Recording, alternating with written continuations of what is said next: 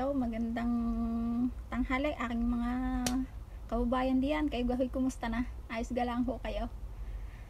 Ay siya, ako ho'y magkukwento sa inyo, ano ho, dun about sa amin. Nung kami mga kabataan pa, ano ho, ay di pagkagising ho sa umaga, ay kami ho'y magkakape. Alam niyo ho yung Nescafe dati na may baso? Tapos ho ang aking ina ay may bahaw na kanain. Ay di titimpla ho ng kape. Ala, hindi ilalagay ho namin yung bahaw doon, nakanain, sa may kape.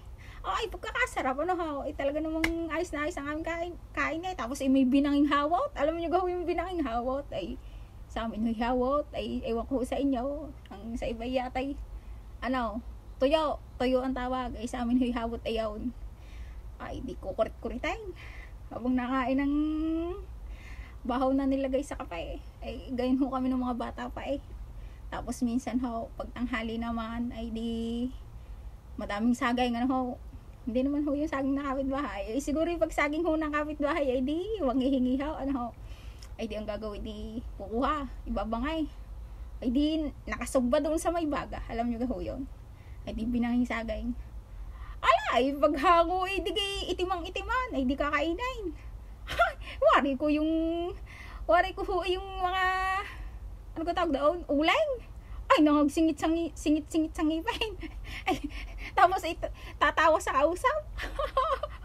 Ay, talaga namang yung ngipin mo ay meron din ng singit, meron din sa kabila na puro uling. Ay, nagkakandatawa na lang.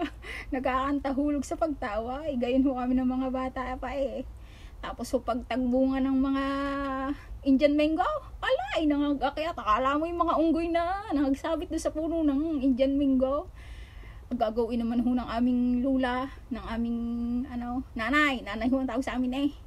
Ali kami yung mga hahalibasan, pagagalitan at bigyan naman yung puno ng Indian inakyat nyo na naman, ay wala nang natira eh. Inubos nyo na.